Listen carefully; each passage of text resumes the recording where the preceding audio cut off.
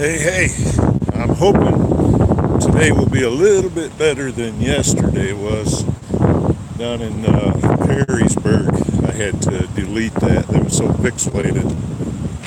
The audio was okay, but the pixelation was so bad you couldn't see anything. But anywho, I'm in Youngstown, Ohio at the Pilot, exit 223 off of I-80. And when I pulled into this place, I knew exactly what I was going to do, and that is make a video about where not to park when you pull into the truck stop, because this is a perfect parking lot to point out a few little tips just getting started in trucking, or just for information if you wondered what a truck driver has to think about when he pulls into a truck lot at night. There's not too many nice trucks. Usually a Pilot is a truck stop. You don't see a lot of really nice trucks usually at the Pilot unless there's nothing else around. So that being said, I'm going to turn around here in just a second, because we're up at the front. There's I'm going to switch this around. There we go. We got the handicap parking, but it's let's go up this way. It's a quarter of a mile from the building. That's not too awful good. Now, these are the choice parking spots. This is what I like to see, is these reserved parking. I don't think that those used to be reserved parking lots or parking spots, but it kills me when you see these reserved parking spots during the day, and these guys will be parked in them paying to park, and the whole parking lot's empty, just because their company will pay for it, I guess. It's a nice visor on that T660. I saw something that I thought was really interesting here. There's a JB Hunt truck down here, and it is just a killer situation. And you might see it there on the left, right on the ground in front of his truck. He has that's called a view cube, and that is that's satellite television. And you get that out and you set it on the ground, and you're having it. You can watch TV in your truck. Now, the interesting thing about that is, I would never in my life put it there.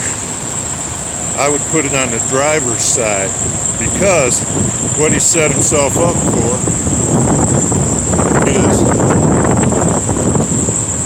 backing in on the sight side, which is the driver's side where you can look at everything. The guy's going to be backing into this spot, is going to be backing real close to that view cube, and it might even, if it's an inexperienced driver, just a second, push the wrong button. If it's an inexperienced driver, he might run that thing over. So I would have put it on the driver's side, because if you look at here, the track is going to go right around there to back into that spot. Whereas if it was over here, the guy's going to be lining up on this line here, so he'll go right in here. So if he was to put his view cube over here on the ground, it won't get run over. Where it's at, it's a sitting duck. And believe me, if there's a Swift driver pulling in here somewhere, they're going to have that sucker. They'll run it right over. But anyways, there's a nice Volvo.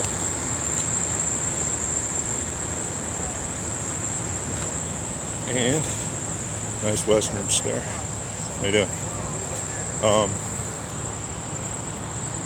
That's probably an owner-operator. Those are pretty nice trucks on the inside, but I've only been in a couple of them. I don't think I've ever drove one. I might have moved one once.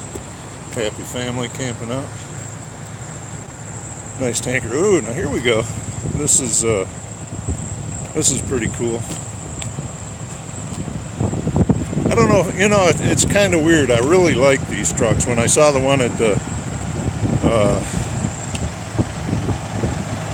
show in Louisville, I ain't gonna be able to get a shot over there, but these are really, really nice trucks on the inside. They're beautiful. They're, I was gonna say they're not the best looking trucks on the outside, but they're really not that bad either. I like, let me zip up here on this hood ornament. Those are really cool hood ornaments. Yeah, a nice 379 there. Not bad anyway. But anyway, let's get back to looking at parking spots. That's what I was going after. Parking on that side is actually would be a real good choice, because let me see if it'll transfer over and what's going on here. If you look across here, okay, when you're backed into a spot, and maybe we'll use this Mac as a example. If you can see it, the driver's side is higher up than the passenger's side. If this guy had pulled into the spot like this guy, now this guy was slick, covered wagon in between the two white trucks. He pulled into that spot, and if you notice, let's look at the Freightliner. The Freightliner, the driver's side is down. Okay, now what you got to know is inside the sleeper, it's recommended that you put your pillows behind the driver's seat, because the driver will always, if there's an accident, to preserve his own life, he will always try to veer away from the driver's side. So if you're sleeping with your head on the passenger's side, there's a very good chance, or a much better chance, of getting killed. Here's a really cool oversized, great big old box, and I mean box, big wood box. I hope this is coming through. I'm going to be so bummed if it isn't. Look at that, all those axles. This thing's a mile long. Now it's kind of a drag. You almost hope he's not spending the night here. He probably is. Look at those big tires on the front, big steer tires. The big meaty ones like they put on a cement truck or something that's going off-road a little bit. I'll back up a little. We'll get a better shot. But you can see he's taking up 1, 2, 3, 4, 5, 6, 7, 8, 9 parking spots there. Now here we got a real good example. If I can back up, this guy's backing into a great spot, and I'll show you why in a minute. If you look, you can see these guys, their heads are down really bad, so they're going to be sleeping. Their feet are going to be above their head, unless they switch everything around and sleep with their head on the passenger side.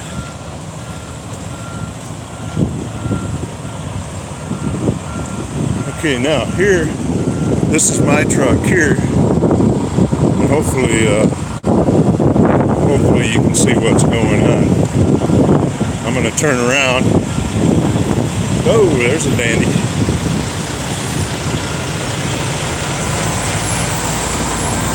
He's coming around. Now some people would look at my spot and they would say that's not a real good spot because it's right on the end and people are going to be cutting this corner all night, and I'll have to worry about somebody ripping the hood off of my truck.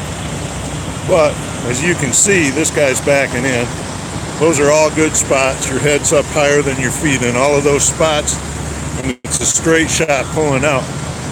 To park there, it's a really good shot for your body, but by the end of the night, when the parking spots start getting lean, there's going to be probably a truck here, and a truck here, and maybe one more.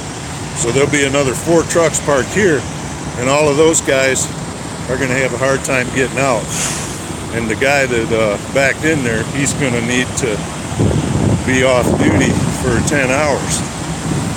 Now, this is an interesting scenario here. I'm going to switch back around to me just for a minute. But this is going to be an interesting scenario coming up, where you would think it would be a great parking spot. There was a method to my madness for parking over there too, and that's let me get this to go down over here. You can see there's trucks all along there, so I wanted that. I wanted to park across from trucks for a couple of reasons. Ooh, here comes one right now. See if he runs over my truck. That's a prime truck. Now all of these guys, look at all the lights on the roof of this 379 or whatever it is. My phone keeps going off. Oh, there's a nice Mac too. But anyways, how you doing? Anyway, if you look over here, at first glance to the inexperienced guy, you would look over here and say, this is the place I want to park, because there's no trucks in front of him. You don't have to worry about trucks being in the way. But in the morning, that guy, he did a flip and he's heading back out. In the morning, as you can see up ahead of me, there's trucks parked there, and they might not be in for the night. There's a McDonald's here, so they might be just taking a break. Over here's a fuel island. But let me show you this. All of those trucks are parked there. In the morning, there's going to be trucks parked along this curb, because we're going to start running out of spots here in a couple hours. And so the trucks will be parked here, and possibly too deep. So there may be two trucks, and if they're 10 feet, there's going to be 20 feet less maneuvering room, and these guys have to pull a 53-foot trailer out of that hole and turn left. Now, they all have their head above their feet, so they're all doing good there. And because this is a company driver parking lot, you have to really pay attention or they'll run you over. And all these guys that have just got done with their 2 weeks of driver training. I'm going to run over here and look at this T660. It's kind of a plain Jane, but it's pretty sharp. I hope you can hear me. It's got if you look up there, got some weather coming in, so there's a front. I don't know if you can see it right there. There's a front coming in, so it's going to get windy here in a minute. I'll cut it short. But this is a nice T660. Got the little LEDs. Nothing fancy, nothing overdone. I call that a really clean look. And clean being it doesn't have a bunch of stuff sticking out on it, that blocks the wind. Just a nice, sharp truck.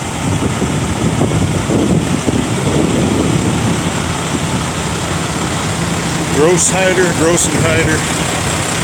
Got the super singles on the back there, the big, look like Mickey Thompson's N50s. We'll breeze through the lot real quick one more time. But anyways, that's kind of what I wanted you to see. Is it's really hilly here, so when you get into a place like this, you got to make sure your feet are above your head. And one more thing that I'll show you real quick is let me see here. This is my world. There's a Walmart truck camping out for the night. If you look at these guys, this isn't real bad, so it's really not a major issue, but some of these places, if you get on a really big hill, kind of hard to see. But the back of the truck is much higher than the front of the truck. So sometimes you'll be leaning like you'll be, I lost it. I don't see any more nice trucks. So I'm going to be done anyway. I got to go to bed. I got to get up about 3:30 and grab a shower. Head for Burton, Michigan, I guess, up by Flint, just on the east side, northeast side of Flint. Alrighty, well, I guess that being said, I'll call it a day. So when you pull into a truck stop, you have to look for a parking spot where the back of your truck won't be higher than the front of your truck, so you don't fall out of bed all night. You have to look for a spot where your feet are above your head, so if the truck's got to lean, if you can't find a flat spot, you want to look for a spot where at least your head's higher up than your feet. And what else? And you want to make sure you park where you're going to be able to get out in the morning, so that if you got well, you won't be able to see it on this camera. Right up there, if you're parking across the lot from the curb there in the morning, that's going to have trucks at least 1 deep, so you're going to lose 10 feet of maneuvering space, and maybe 20, because a lot of times when the parking gets tight, you got to get creative, and that's actually what I call it, creative parking. You got to find you a parking spot that you have to make a parking spot where they won't be asking you to move in the morning, or if you're blocking somebody in. So anyways, that was what that was about. If you're on Facebook, check out my pages, Nice Road Truckers, Custom K, that's with a K because it's a Kenworth page, Custom, K-U-S-T-O-M, K, just the letter K. And you need a job, go online into AD Transport, see if it does something for you. If you get a hat like this, you'll be living large. Mention my name, Steve Ridgway. Talk to Angela or Michelle. They'd love to accommodate you. You can take a rider with you the very first day. They got insurance packages. You can take your animal with you. Not a bad place to work. They take real good care of their equipment. Nice trucks, you get to ride around in. Maybe a Kenworth if you're good. Freightliner with automatic in it if you like drinking your Starbucks while you're going down the road. Man, that weather's really coming in. I don't know if you can see it off the back there. We're fixing to get a rain. I call that the spot-free, or a free spot-free rinse, because of the rain will not leave drops on there. Hey. Cool. Nice, Freedom Eagle. I appreciate you getting back with me there. Anywho, boy, I lost my spot. Anyway, yeah, mention my name. Man, I gotta get my pool raised back out again.